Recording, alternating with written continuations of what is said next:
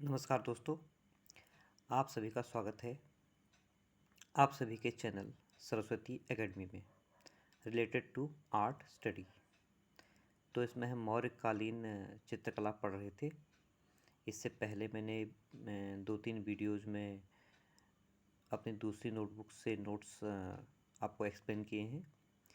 अब हम एक्सप्लेन करेंगे अपनी दूसरी वाली नोटबुक से। तो आइए पढ़ते हैं। मौर्यकालीन भित्ति चित्र। जोगीमारा गुफा, प्रायः 300 ईस्वी पूर्व। इस गुफा में जो चित्र पाए गए वो लगभग 300 ईस्वी पूर्व के माने गए हैं। जोगीमारा की गुफा मध्य प्रदेश की सरगुजा रियासत, जिसे 10वीं शताब्दी में डंडोर तथा रामायण काल में झारखंड कहा गया है। यह गुफाएं सरगुजा के अमरनाथ ब्रैकेट में अमरकंटक नामक स्थान पर, जिसे नर्मदा नदी के उद्गम स्थल नर्मदा नदी का उद्गम स्थल रामगढ़ की पहाड़ियों पर स्थित है। कौन? सरगुजा। आपको पता होना चाहिए कि अमरकंटक कौन सी जगह है। ये एमपी और छत्तीसगढ़ के बॉर्डर वाला एरिया है और ये बहुत ऊंची पहाड़ी है। यह नर्मदा नदी का उद्गम स्थल है। तो यहाँ पर ही रामगढ़ की पहाड़ियों में सरगुजा नामक स्थान है, जहाँ पर ये जोगीमारा की गुफाएं मिली हैं। यहाँ पर 2 गुफाएं हैं जो कि पास पास हैं। एक गुफा का नाम है सीता बोंगरा या सीता लांगड़ा, जो एक प्रेक्षागार या नाट्यशाला थी, और इसी के निकट दूसरी गुफा जोगीमारा गुफा है। तो पहली गुफा का नाम है सीता बोंगरा, दूसरी गुफा का नाम है जोगीमारा। पहले इसे एक देवदासी का निवास स्थान समझा गया, मगर प्राप्त शिलालेख के अनुसार यह वरुण देवता का मंदिर था। तो शिलालेख के बाद स्पष्ट हो गया कि यह वरुण देवता का मंदिर था। वरुण देवता की सेवा में सुतनुका नामक देवदासी रहती थी, मतलब मंदिर में सेवादार टाइप के, जैसे गुरुद्वारों में होते हैं, मस्जिदों में होते हैं, उसी तरह। तो वहाँ सुतनुका नाम की एक देवदासी रहती थी। यह देवदासी रंगशाला के रूपदक्ष देवदीन पर प्रेमासक्त थी। तो उसी क्या कहते हैं, रूपशाला में एक वो होगा, कोई सेवक होगा या कोई नाट्यकर्मी होगा, उसका नाम था देवदीन। यानी कि वो रूपदक्ष था, मतलब बहुत सुंदर था। तो उस पर जो सुतनुका थी वो उस पर मोहित थी। रूपदक्ष देवदीन ने इस प्रेम प्रसंग को सीता बोंगरा की भित्ति पर अभिलेख के रूप में सदैव के लिए अंकित कर दिया। तो उसने इस कहानी को चित्रों के रूप में सीता बोंगरा गुफा की भित्तियों पर सदैव के लिए अंकित कर दिया। एक किंवदंती के अनुसार यहाँ पर राम ने वनवास के कुछ वर्ष व्यतीत किए थे। कहा जाता है कि भगवान राम जब वनवास में थे तो कुछ वर्ष यहाँ भी रहे, इसलिए यहाँ छोटे बड़े मंदिर आज भी देखे जा सकते हैं। जोगीमारा की गुफा 10 फीट लंबी, 6 फीट चौड़ी, 6 फीट ऊंची है। तो जोगीमारा की गुफा 10 फीट लंबी, 6 फुट चौड़ी और 6 फीट ऊंची है। अच्छी खासी जगह में बनी है। इसकी छत पर चित्रों के अवशेष देखे जा सकते हैं। यहाँ एक बार बने चित्रों पर सफ़ेद रंग पोतकर पुनः ऊपर से चित्र बनाने का प्रयास किया गया है। यह द्वितीय स्तर वाली चित्रकारी कब हुई यह नहीं कहा जा सकता है। हाँ, प्रथम स्तर वाली चित्रकारी मौर्य काल में हुई है। तो मौर्य काल में जो चित्र बने थे उनके ऊपर कई जगह पर सफ़ेद पुताई करके दोबारा चित्र बनाए गए हैं। लेकिन विद्वानों के अनुसार जो प्रथम चित्रकारी थी वही उत्कृष्ट कोटि की थी। डॉक्टर ब्लॉक के अनुसार इस गुफा के लेख 3वीं शताब्दी ईसा पूर्व के हैं। जोगीमारा की चित्रशैली समकालीन भरहुत और सांची की मूर्तिकला से साम्य रखती है। जोगीमारा की जो चित्रशैली है भरहुत और सांची की मूर्तिकला से साम्य रखती है। कुछ विद्वानों ने इन गुफाओं और इनके विषयों को लेकर मतभेद है। अब विद्वानों में इन गुफाओं और इनके विषयों को लेकर मतभेद है। डॉक्टर ब्लॉक ने इस गुफा को यूनानी बताया है। जोगीमारा की गुफा को डॉक्टर ब्लॉक ने यूनानी बताया है, लेकिन डॉक्टर रायकृष्ण दास ने इस गुफा को जैन धर्म से संबंधित माना है। अलग अलग विद्वानों ने अलग अलग बताया है, जिसने जैसा समझा अपनी स्टडी पे। श्री असित कुमार हालदार तथा क्षेमेंद्र नाथ गुप्त ने जोगीमारा गुफा चित्रों का अध्ययन किया और गुफा में प्राप्त चित्रों का विवरण इस प्रकार दिया। अब असित कुमार हालदार और क्षेमेंद्र नाथ गुप्त का जो ये विवरण है ये सबसे ज़्यादा प्रामाणिक बनाता है, तो इसे हम अब पढ़ेंगे। प्रथम खंड। इस चित्र में कुछ पुरुष आकृतियां हैं जिनमें केंद्र में एक पुरुष वृक्ष के नीचे बैठा है। हाथी और जुलूस का दृश्य है। नदी एवं मछलीनुमा आकृति गजग्राह कथा को दर्शाता है। पहले खंड में ये चित्र हैं। द्वितीय खंड में पतझड़ हुए वृक्ष के नीचे कुछ आकृतियां विश्राम कर रही हैं। इसमें इतना ही है। तृतीय खंड। सफ़ेद पृष्ठभूमि पर काली रेखाओं द्वारा एक बाघ का दृश्य अंकित है और लाल रंग की कुमुदनी पर पुरुष स्त्री नृत्य कर रहे हैं। ये इसको वेरी इंपॉर्टेंट मैंने इसलिए लिखा है क्योंकि यह क्वेश्चन LT 2021 में आया है, उत्तराखंड LT में, कि लाल कुमुदनी पर नृत्य करते युगल का चित्र कहाँ से पाया गया या कहाँ पर है, तो ये जोगीमारा में है।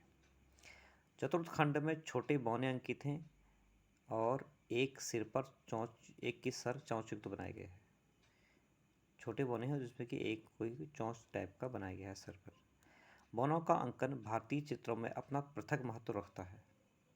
ओके, मतलब भारतीय परंपरा के अनुरूप नहीं है जो बौनों का अंकन है। पंचम खंड नित्य मग्न स्त्री का चित्र है जो गायन वादन में रत है और अन्य आकृतियाँ भी हैं। एक नग्न व्यक्ति और पास में 3 वर्ष युक्त व्यक्ति हैं। एक नग्न व्यक्ति है और पास में 3 वस्त्र युक्त व्यक्ति हैं। इसी दल के पास 3 घोड़ों से खींची जाने वाली छत्र गाड़ी, एक हाथी और एक महावत है।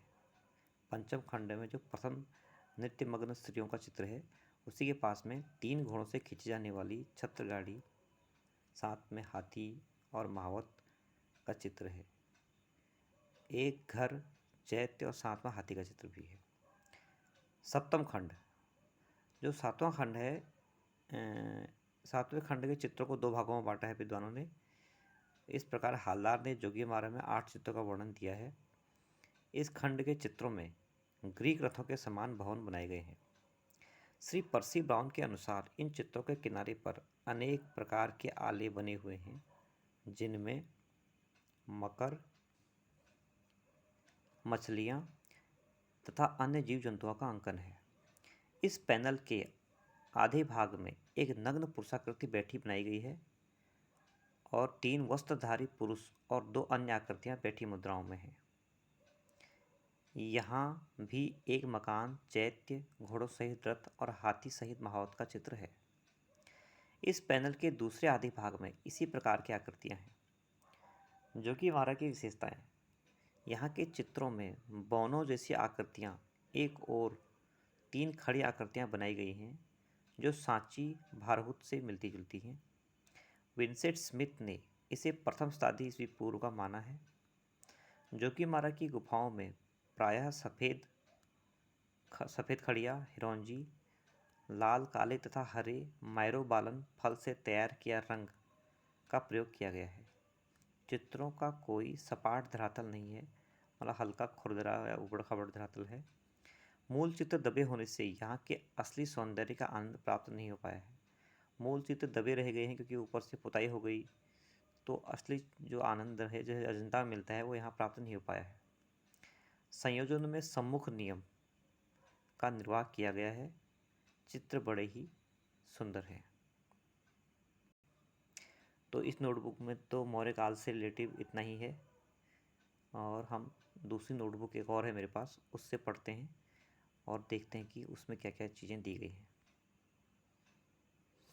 मौर्यकाल 325 ईस्वी पूर्व से 185 ईस्वी पूर्व, वही लगभग 300 ईस्वी पूर्व का समय हर बुक में माना गया है। मौर्यकाल से पूर्व के मूर्तियों के कुछ नमूने हमें शैशुनाग काल से प्राप्त होते हैं। शैशुनाग वंश के पश्चात मगध पर नंद वंश का प्रबल साम्राज्य स्थापित हुआ। नंद साम्राज्य के अत्याचारों की पराकाष्ठा हो जाने पर चाणक्य की सहायता से चंद्रगुप्त मौर्य मगध के राजा चंद्र को हराकर मगध पर सत्तारूढ़ हो गए। यहीं से मौर्य साम्राज्य का प्रथम चरण आरंभ होता है। मौर्य काल आरंभ होते ही भारत पर यूनानियों के आक्रमण भी आरंभ हो गए थे। चंद्रगुप्त ने चाणक्य की सहायता से इन ग्रीक लोगों को भारत से खदेड़ दिया और वह उत्तर भारत के प्रबल शासक बन गए। चंद्रगुप्त मौर्य के समय भारत में मूर्तिकला और वास्तुकला की बहुत उन्नति हुई। चंद्रगुप्त के दरबार में ग्रीक राजदूत मेगस्थनीज रहता था। मेगस्थनीज ने लिखा है कि चंद्रगुप्त का पाटलिपुत्र का राजप्रासाद एशिया के सूसा के प्रसिद्धतम राजप्रासादों को भी मात करता था। मौर्यकालीन कला को उच्च स्तर पर ले जाने का श्रेय चंद्रगुप्त के पौत्र सम्राट अशोक को जाता है। अशोक ने मात्र 12 वर्ष की अल्पायु में अपने पड़ोसी राज्य कलिंग पर विजय के पश्चात प्रायश्चित स्वरूप बौद्ध धर्म का मार्ग ग्रहण कर अपने को लोक कल्याणकारी राजा व कला प्रेमी सिद्ध करने में कोई कसर नहीं छोड़ी।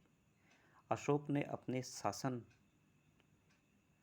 काल में कई स्तूप, विहार, स्तंभ व शिलालेख बनवाए।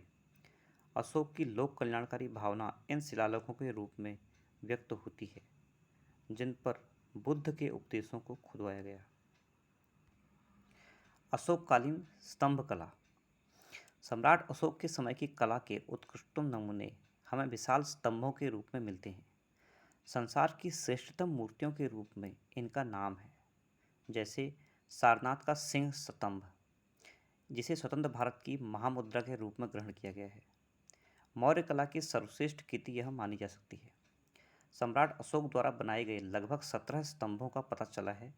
ये स्तंभ सारनाथ, सांची, चंपारण, लौरिया नंदनगढ़, रामपुरवा, कौशाम्बी, इलाहाबाद, मुजफ्फरपुर के पखीरा ग्राम, रोमिनदेही ग्राम तथा निगलेवा ग्राम, नेपाल, बुद्धगया, पटना, फर्रुखाबाद आदि स्थानों पर प्राप्त हुए हैं।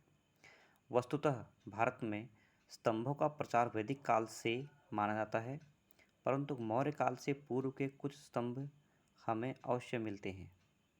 अशोककालीन स्तंभ चुनार के लाल पत्थर से बने हुए हैं, जो लगभग 35 से 40 फुट ऊंचाई के बने हुए हैं। केवल 2 भागों में ही इनका निर्माण किया गया है। फर्स्ट, समूचा गोल लाट। नंबर 2, परघा।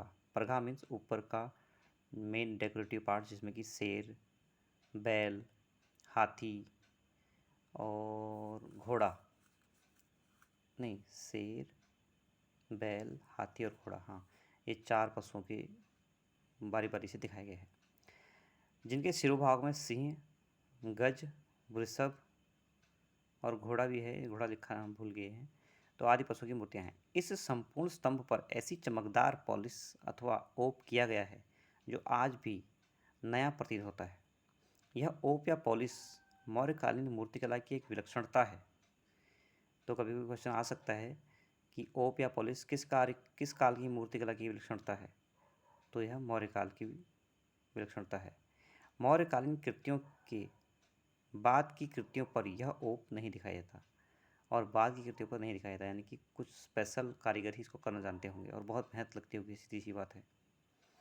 और जैसे कि आप ध्यान रहे, इसमें ये हम परघे, लाट, स्तंभ पढ़ रहे हैं, तो यानी कि मूर्तिकला से रिलेटिव टॉपिक है। तो ये जो नोट्स बनाए गए हैं मीनाक्षी कासलीवाल की बुक से बनाए गए हैं, तो इसमें चित्रकला और मूर्तिकला दोनों को हम कंक्लूड कर लेंगे। तो अभी आप यह जो हमारा वीडियो है 15 मिनट की ओर बढ़ रहा है, तो अभी हम इसको समाप्त करते हैं। नेक्स्ट वीडियो हम इसी पॉइंट से आगे को शुरू करेंगे।